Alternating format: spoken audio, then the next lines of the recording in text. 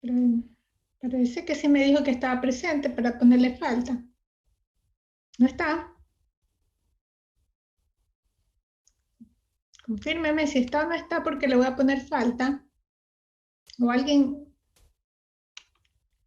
contestó por él.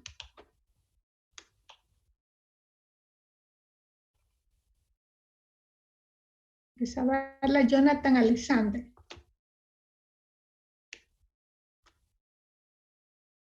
Tiene falta Jonathan que no me contesta. Jonathan. No se olvide que esta clase es interactiva, no solamente es solamente de recepción, sino también de transmisión.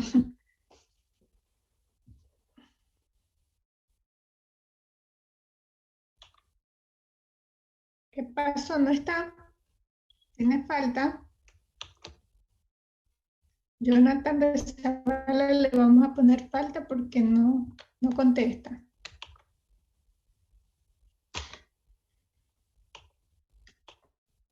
A ver, Isaac Álava.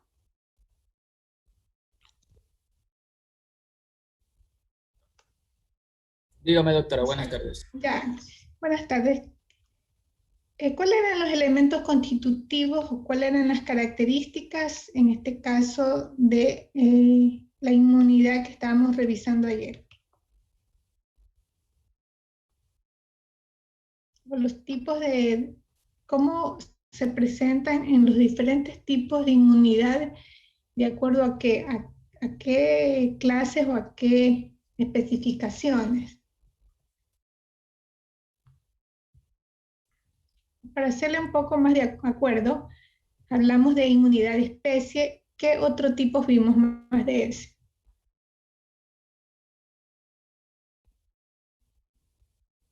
¿Mm? ¿No recuerda? Ya vimos acerca de la inmunidad, lo que es la innata y la adquirida. Bueno, eso es otra cosa que vimos, pero estoy hablando de los elementos constitutivos de la inmunidad. Doctora, disculpe que la interrumpe, pero si no mal recuerdo, creo que los elementos constitutivos eran 7. La Sí, inmunidad de especie, inmunidad exactamente. racial, creo que era control genético, también era inmunidad de edad, factores metabólicos y hormonales, temperatura y algo de los nerviosos, sistema nervioso, no. Flujo del sistema Sí. nervioso. Claro, usted estuvo interviniendo en la presentación.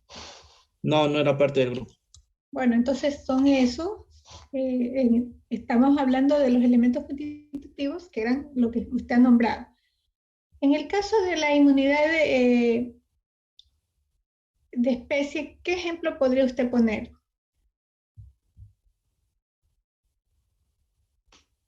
Yo mismo.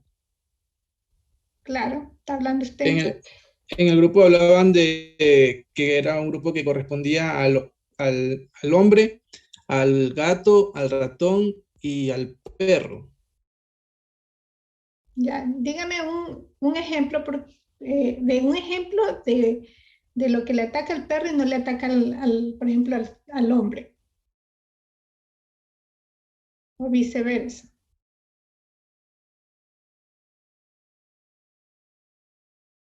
Que si dieron esos ejemplos también. Es, por ejemplo, es la rabia, ¿no? La rabia. Eso le iba a decir la rabia, pero es que como Ujú. si te muerde No, no, también te pasa la rabia, entonces no, no, no. no. En el caso de la rabia, en el caso de los ratones, de los murciélagos, transmiten al ser humano la rabia aunque a ellos no les causará nada. Existe específicamente en el murciélago cierto tipo de, específicamente ciertos virus que ellos como animales tienen, pero al transmitir al ser humano ya le causa una enfermedad, le causa una letalidad inclusive. Y es así como vemos que con el coronavirus, ya hemos visto en muchos casos y muchos estudios que se han hecho que se ha transmitido de los murciélagos también. Y hay muchas enfermedades que provienen de los animales que aunque a ellos no les haga daño, pero al ser humano sí le afecta. Entonces, en este caso existe esta característica muy importante de la inmunidad en ciertas especies que son propias de su especie sin que perjudique a otras especies, ¿no? En el caso de la inmunidad racial, a ver, Emilia Azucena, ¿qué ejemplo usted más o menos podría, si conoce de algún ejemplo o de lo que escuchó ayer de sus compañeros? Doctora, ya ayer expuse, soy parte de la exposición. Ya, entonces explíqueme igual, si es parte con más razón me va a dar un ejemplo.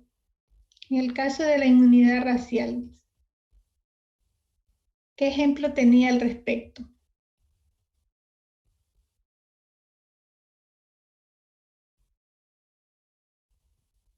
La verdad no recuerdo, doctora.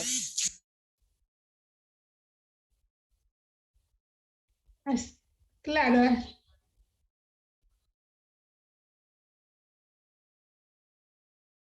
no, al revés. La tuberculosis, las personas de raza negra son más sensibles, es decir, que son más afectadas por la tuberculosis que los de raza blanca, porque ahí en la explicación les decían que es 10 veces menos resistente la raza negra, o sea, es menos resistente la raza blanca que la raza negra de adquirir la enfermedad. Pero hay otras enfermedades, como por ejemplo el paludismo, que está comprobado que en la raza negra son más resistentes que los de raza blanca.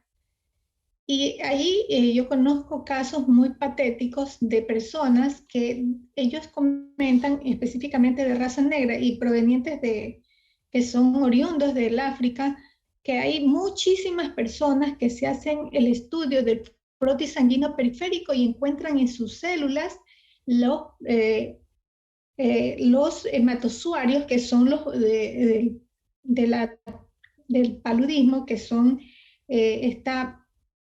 este hematozoario es un parásito, tanto el Plasmodium vivax, falciparum, que ustedes ya revisaron en un momento en la materia de parasitología, y estas personas de raza negra tienen el parásito, sin embargo no tienen ningún síntoma. Sin embargo, a una persona de raza blanca le pica un mosquito, le transmite el paludismo y puede hasta morirse si no se somete a un tratamiento muy fuerte. En cambio, estas personas les pueden tener varias veces que le pica un mosquito, le transmiten el paludismo y le vuelven a picar y le sigue transmitiendo sin que ellos tengan ningún tipo de síntomas, inclusive ni se les complica su salud, a diferencia de una persona de raza blanca que sería diferente. Entonces, tenemos el caso de la tuberculosis, que en las personas de raza negra son más vulnerables, en tanto que el paludismo son más resistentes. A la inversa, en el caso de los blancos, de la raza blanca, las personas que son más susceptibles al paludismo que a la tuberculosis, ¿no? Más o menos así se explica este aspecto dentro de la inmunidad de razas, que se da muchísimo.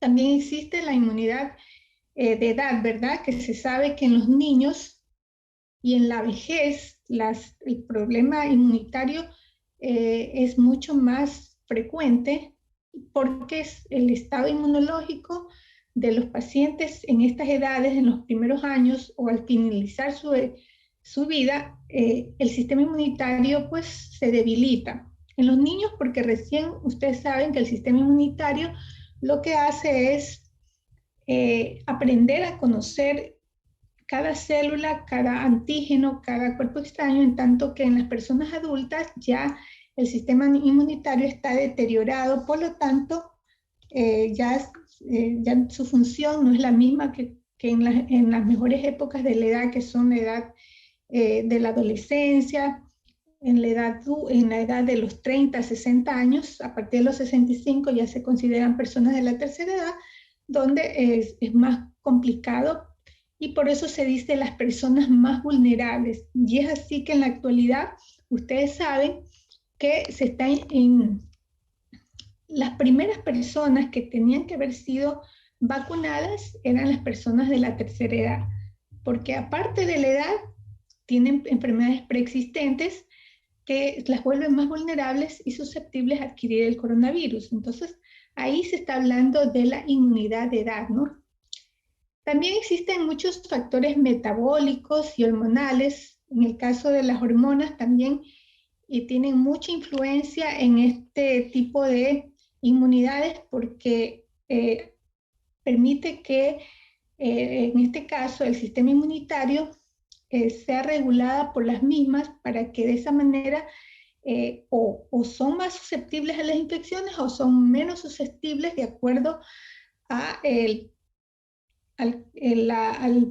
la concentración hormonal en el organismo. Por ejemplo, en las mujeres de edad fértil, donde existen las hormonas funcionando en su máxima potencia, progesterona, estrógenos, FSH, LH, que son hormonas femeninas, que van a servir en la progesterona específicamente durante la gestación, durante el proceso de su maternidad y de la reproducción, porque en esa época pues la mujer es sumamente fértil por el funcionamiento hormonal. ¿Qué pasa? Que cuando ya llega a cierta edad, a los 60, 50 años, ya empieza a declinar su cantidad de hormonas y por lo tanto la persona se vuelve más vulnerable, la mujer, a adquirir más enfermedades por esta deficiencia hormonal que va a tener. Entonces, por esa razón, hay que hacer reposición de hormonas para que no sea afectado esta parte por la ausencia de las hormonas muy importantes en la mujer para mantener su estado inmunológico bastante fortalecido, ¿no? También hay muchas condiciones que en el caso de otra característica importante de estos elementos constitutivos tenemos la temperatura corporal, la temperatura central y periférica en el organismo que también va a determinar el estado inmunológico. Ustedes se dan cuenta que cuando tienen una infección, ¿qué pasa? Primero se les eleva la temperatura, ¿verdad? La temperatura elevada indica que el sistema inmunitario está ejerciendo su acción, su función, su actividad de defensa y determinará que hay la presencia de un agente infeccioso, de un cuerpo extraño, de una amenaza que está afectando al organismo y por lo tanto va a ser alterada esta temperatura central o periférica para de esa manera orientar de que algo malo está pasando en el organismo y que se está defendiendo el organismo, el sistema inmunitario frente a esta amenaza. Y por otro lado, existen aspectos como en el caso del sistema nervioso central, del sistema nervioso sí sería central y de la parte cerebral específicamente, en los cuales ellos ayudan mucho en el proceso de la inflamación para atraer a las células del sistema inmune y provocar la fagocitosis y de esa manera a través del proceso de la fagocitosis que indica que tiene que ingerir y luego eliminar a los patógenos o a las células que están interrumpiendo, están interfiriendo en el normal funcionamiento de orgánico, ¿no? Eso fue más o menos a grosso modo lo que vimos en cuanto a los elementos constitutivos. Vimos también todas las moléculas que intervienen en este proceso de defensa, como son las lectinas, las galactinas, las pentraxinas, todos los residuos específicos de la inmunidad, como son los residuos, los receptores para los residuos microbianos. Estudiamos todo lo referente a las principales citoquinas, a la función del epitelio y sus funciones, a todas las moléculas de adherencia que intervienen en este proceso y vimos en la segunda parte el paso de los leucocitos al recorrido que ellos hacen durante como patrullaje dentro de su función, dentro de su labor encomendada por el sistema inmunitario que tiene que estar siempre pendiente, alerta de la entrada de un cuerpo extraño, de un patógeno que va a interferir en su función.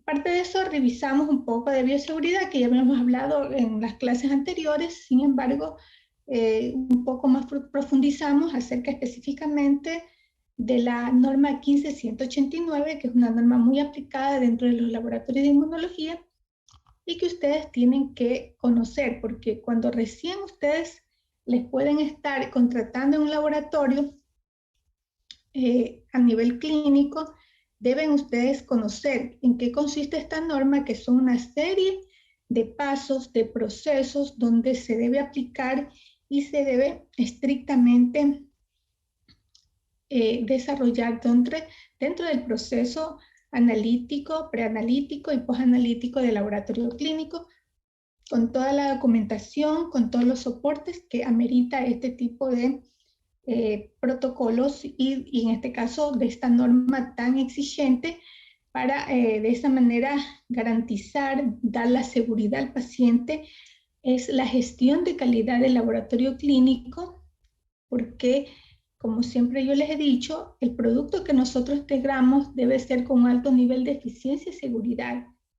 Eficiencia que efectivamente debemos utilizar los reactivos apropiados, los procedimientos adecuados y confiables, y que sea verdaderamente de lo que el paciente va a presentar, de lo que el paciente tiene esos valores dentro de esos rangos o fuera de esos rangos, que le servirá al médico para el diagnóstico, para la prevención o para el tratamiento de su enfermedad y restablecimiento de su salud, ¿verdad?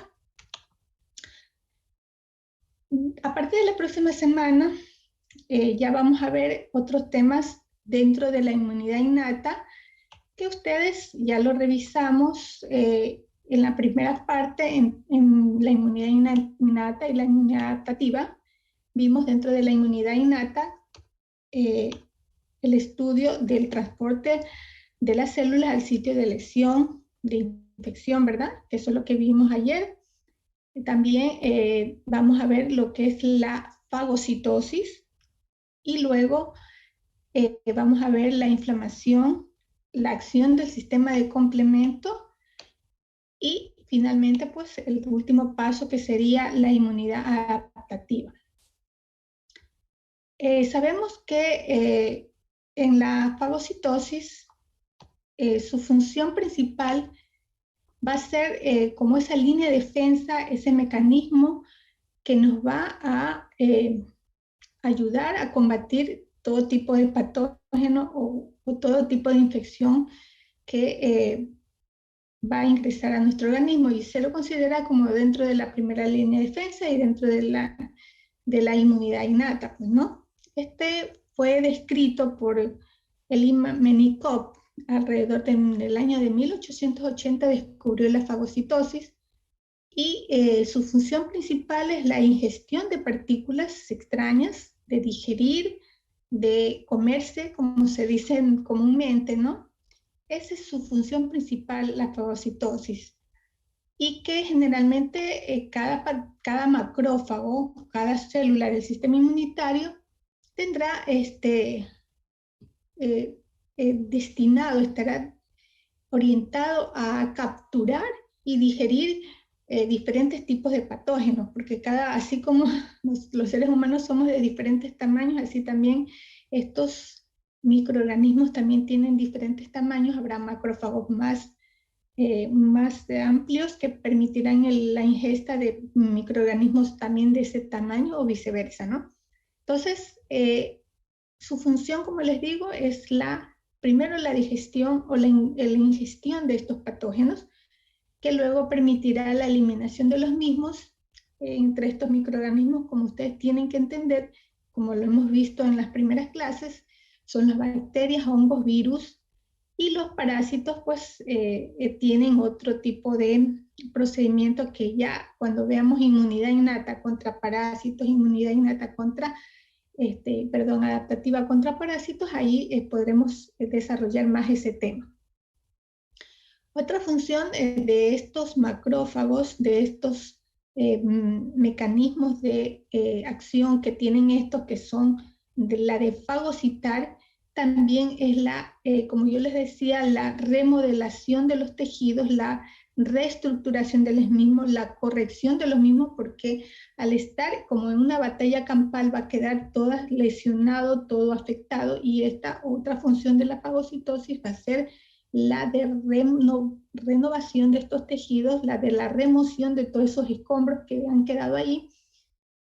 Aparte de eso, que siempre en este proceso va a haber células propias nuestras que van a ser afectadas y que a través de otros mecanismos van a ser también eliminadas estas células que se podrían hablar muertas o necróticas, que van a estar presentes porque en este proceso, en esta batalla, va a haber siempre de la parte nuestra cierta lesión de nuestras células propias porque están inmersas en ese sitio de este proceso, ¿no?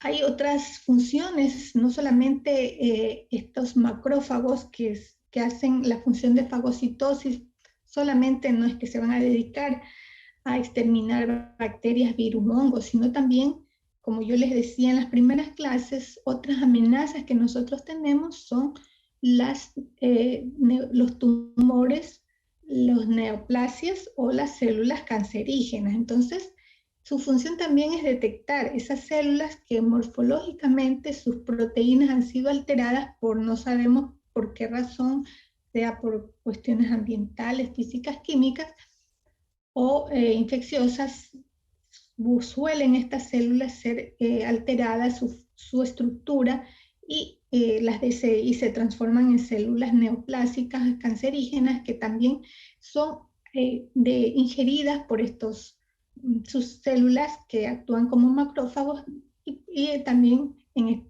sería su función de fagocitosis.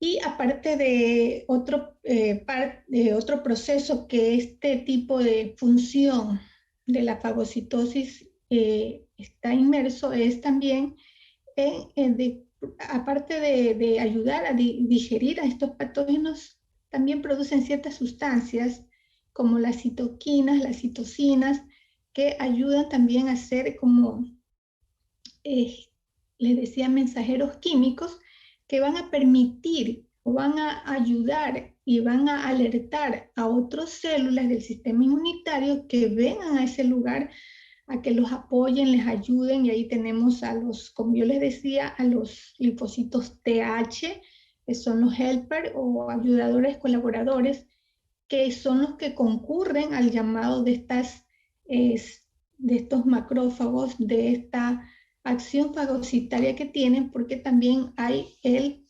desarrollo y producción de estas sustancias que son las citoquinas, como les dije, que son mensajeros químicos que están permitiendo, aparte de la propia acción que tiene la célula fagocítica, también de llamar, de alertar y de pedir auxilio, que vayan otras células del sistema inmunitario a que colaboren con ellos para exterminar y para poder eliminar de una vez por todas a este patógeno que está presente, este cuerpo extraño, ¿no?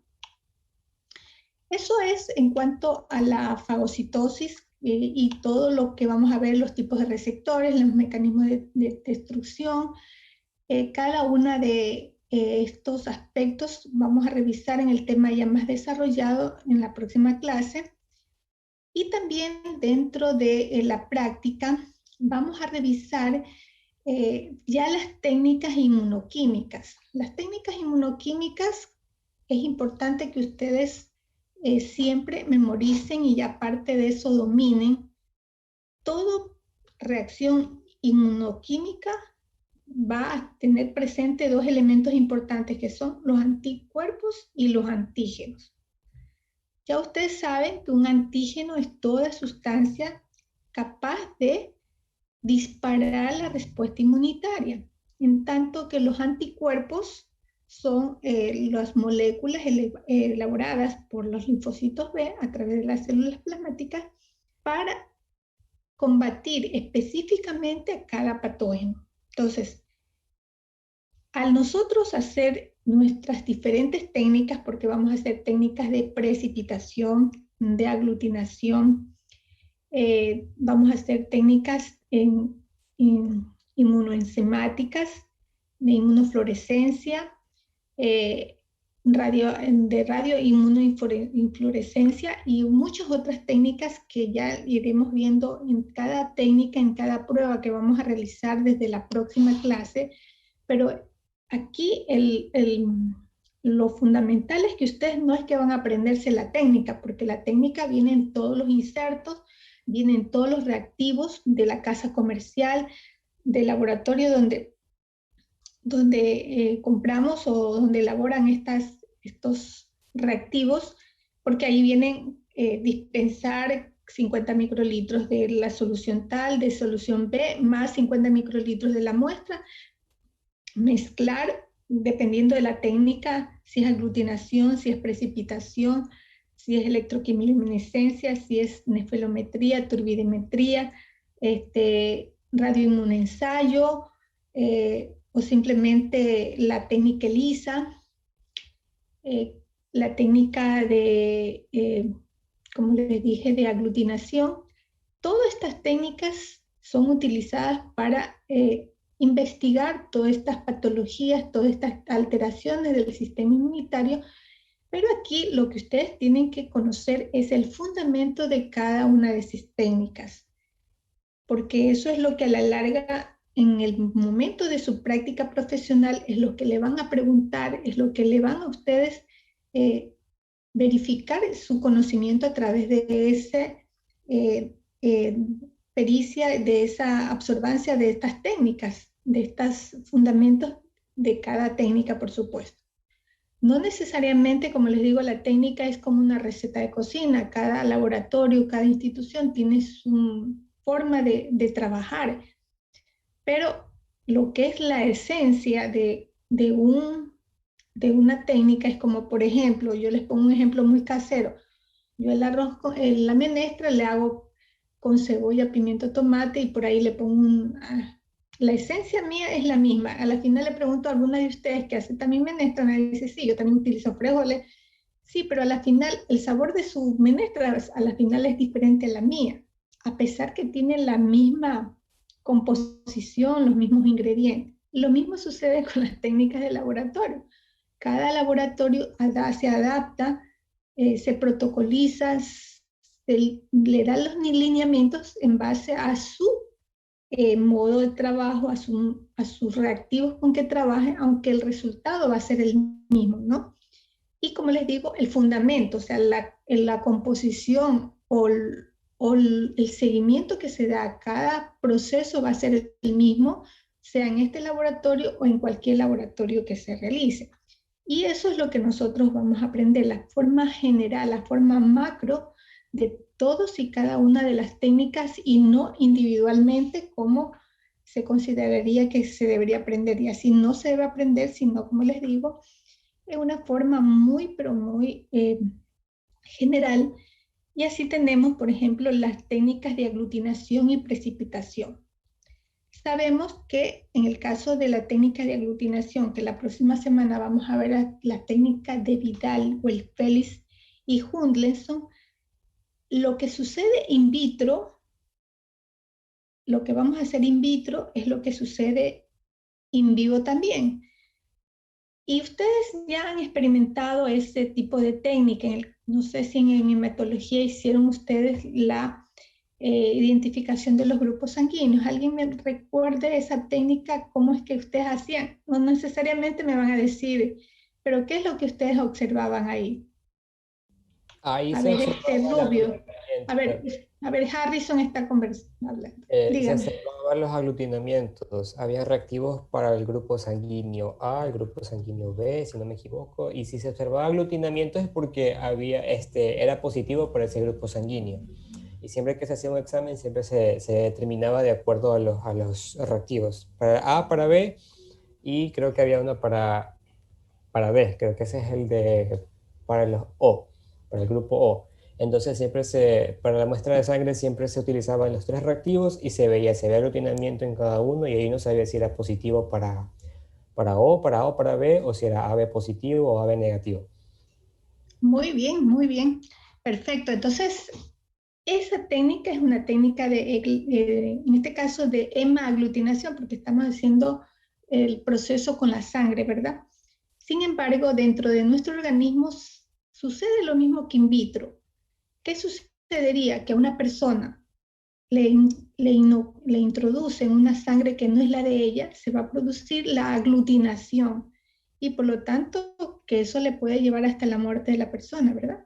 Porque está algo que el sistema inmunitario está desconociendo a esas células que no le pertenecen, que no es de su mismo característica proteica y por lo tanto va a reaccionar y va a aglutinarse internamente y va a la persona a fallecer porque se le está inyectando una sangre que no le corresponde, como ha explicado Harrison, en la técnica que él la hizo in vitro. ¿Qué es lo que ustedes trabajan ahí? Con un antígeno y un anticuerpo. Por eso es que cuando ustedes ponen la muestra del paciente, que es la sangre, mientras utilizan un anticuerpo, que es, ahí están los reactivos, anti-A, anti-B y anti-T, ¿verdad? ¿Sí recuerdas, Harrison, eso?